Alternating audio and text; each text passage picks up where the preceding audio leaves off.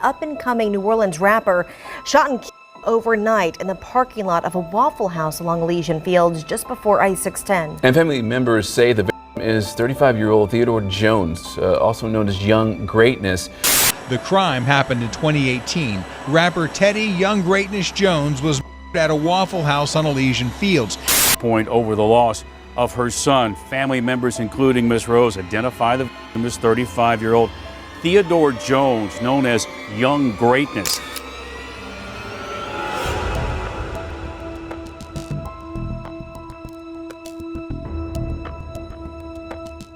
On the day he was hit, Theodore Jones, known professionally as Young Greatness, returned to his hometown of New Orleans in 2018 to attend a farewell service. The funeral was for Earline Nelson, an 81-year-old woman who had acted as a grandmother figure to many of the neighborhood kids. The grandson of Earline Nelson, Dejan Giraud, said that at the farewell service, he and Young Greatness talked about Earline and the stuff she used to put him through. She would send Young Greatness on errands as a kid, running him all around the neighborhood to keep him busy. Later, a few hours before he was hit, Young Greatness was spotted at the New Orleans Saints watch party at the Pelican Bay restaurant. According to spectators, there was no conflict there, just friends enjoying the game. At one point, a fan asked to take a picture with him, and he obliged before going back to watching. But in the early hours of October 29th, tragedy struck outside a Waffle House on Elysian Field Avenue, just 12 blocks down from where Young Greatness had been watching football with his friends. Around 1:35 a.m., Young Greatness was shot in what was described as a failed burglary attempt. He was found face down with a bullet in his back, and his car had been stolen. Young Greatness was 34 years old. When news began to spread of the passing of Young Greatness, various artists reacted online and in interviews. Akon, who had worked with Young Greatness, had been quoted as saying that he was the future, made a post on Instagram after hearing about the shooting, saying, "Damn, life is so short. Remembering good times on the road with my brothers. Rest in peace, Young Greatness." Jim Jones also made a post saying that Young Greatness was a cool kid, with a reminder to other artists that they need to realize that they had a target on their back that was bigger than ever. And his sister, Lorelei Cook, said that his family was devastated. The night after his passing, around 100 people gathered to release balloons in his memory, remembering the life of their friend, family member, and role model. His friends and family never dreamed the life of the man they knew as Teddy would end so soon. Some wore shirts with teddy bears and his face in his memory. Young Greatness was described as a very talented young man. He was ambitious, strong-willed, and a family guy. Pastors prayed and sang in his memory. Many who attended called for peace in the name of a man who brought them so much peace and happiness. And friends and family said that when Young Greatness made it as a music artist, he chose to give back to his community. It was said that Young Greatness personally mentored kids, gave them encouragement and motivation about working hard, talking about school and how it all can tie into the music industry. Dejan Giraud said he and Young Greatness would call and text each other at least once every other week. Young Greatness was like a big cousin and a mentor to the college students and often got in touch just to check in. Giraud looked up to his cousin. They were close. Then he was just gone, taken after seemingly making it out as a success. They don't even realize what they took. They didn't just take him from me and my family. They took him from the community. They took him from children, his children. They took him from other people's kids that he helped. They didn't just take him from his family, they took him from the world. It was said that the 7th Ward was very important to him. According to previous interviews and witness accounts, Young Greatness recognized the responsibility of being looked up to by his community and wanted to ensure he represented himself and his family well. Young Greatness was laid to rest Saturday, November 10th, 2018. He was memorialized at Mount Everett Cemetery and Mausoleum in New Orleans, Orleans Parish, Louisiana. While Young Greatness was from New Orleans, he was forced to relocate to Houston after Hurricane Katrina. Stirred up the spark with me.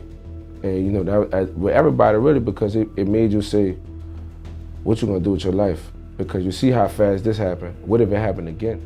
It was in Houston that he found early success, attracting the attention of artists like Mike Jones.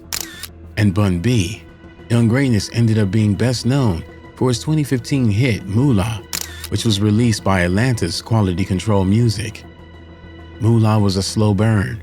It took months, not days, to garner attention, ultimately landing Young Greatness a spot on the Billboard Hot 100 and a late-night performance on The Late Show with Stephen Colbert. After the success of Moolah, Young Greatness signed with the New Orleans record label Cash Money under Brian Birdman Williams. After Young Greatness signed with him, Birdman released a statement saying that the first time he heard Young Greatness, he knew he was going to be big. Birdman said he got a grasp of melody that few artists have. It's the sound of the future. Young Greatness would end up collaborating with a few different artists, including one of his inspirations, Juvenile. The last studio album that Young Greatness was able to release was Bloody Summer in 2017. He had plans for more, but someone from his past would prevent that from happening. In 2009, 6 years before he dropped the song Moolah, Young Greatness was arrested for selling and running dope. When asked about his time in prison, Young Greatness said that it was a turning point in his life. He would get magazines while he was locked up with the news of fresh, young rappers making their way into the spotlight, and he would feel himself becoming jealous, knowing that could be him. So he told himself that when he got out, he was going to work even harder and make his mark on the music scene. It was in prison that Young Greatness met Donna Rio. The two were friendly while in prison, and when they got out, they promised to keep in touch. The two were seen occasionally hanging out together. At one point, Donna Rio even spent time in the Young Greatness entourage for a little while. So when onlookers and footage seemed to connect Rio to the scene of the crime, the police knew they had to talk to him, because he might have seen who hit Young Greatness, or Rio might have been the one who ended his life.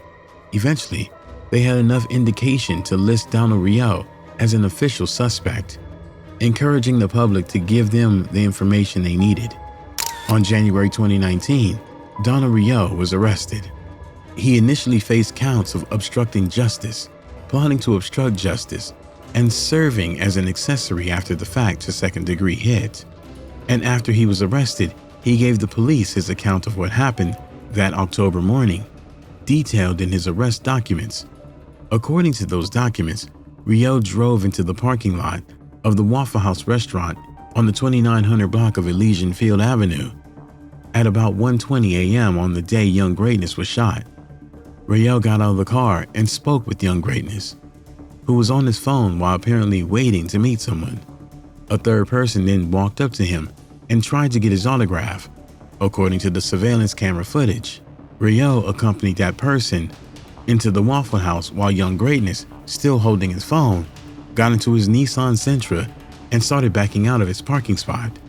However, before he could leave, two people emerged from the area of a fenced-in trash bin and began firing handguns at his car.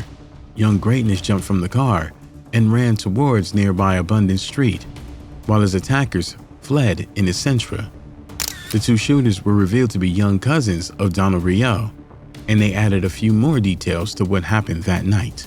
According to the shooters, he armed them with handguns and instructed them to lie in wait in the early morning hours of October 29, 2018, behind the dumpster at the Waffle House in the 2900 block of Elysian Field Avenue, while Rio met Young Greatness inside. When Young Greatness emerged and entered his Nissan Sentra, the teenagers approached, ultimately shooting him in the back. As the shots were fired, surveillance footage captured Rio leaving the restaurant, not to attend to his injured friend, but to slip into a vehicle and follow the teenagers as they sped away in the stolen Nissan. They later split the dope that Young Greatness had on him. Specifically adults using this city's children to commit crimes for them. This is one of the first critical points that the chief and I talked about when we first sat down. Donnie Maxwell and Lovance Wicks, the two shooters, pled guilty to manslaughter for their role in the Young Greatness shooting, leaving Donald Rayo to stand trial in the case alone. Rayo was initially set for trial March 24, 2020, but like dozens of other cases at Orleans Parish Criminal District Court, that date was canceled by the pandemic, putting off the date to 2021. But in June 2021, a judge ruled that Rayo had to be sent to a mental hospital for treatment. Rayo had exhibited symptoms of paranoia and bipolar disorder in the recent video examination. At one point during the exam, a doctor asked Rayo a standard question about his history of substance abuse, and he snapped at the doctors, questioning where they got their information. In their testimony, a clinical psychologist said Rayo would not be able to assist his defense attorney if the case went to trial, one of the requirements under the law. Donald Rayo was held at the State Forensic Hospital in Jackson as doctors addressed his symptoms of bipolar disorder and paranoia. In 2023, Donald Rayo finally went to trial.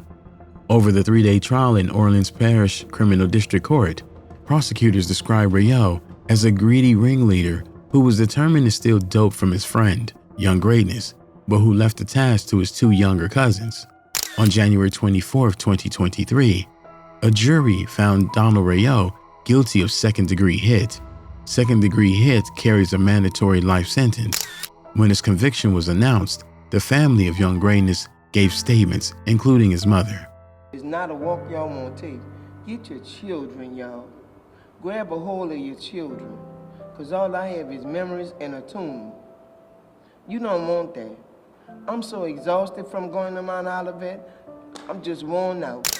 Young Greatness was a devoted father to his children, 14-year-old Taya J. Watkins and 6-year-old Timay Dolioli. He will be missed by many other family members, fans, and loved ones. Rest in peace, Young Greatness.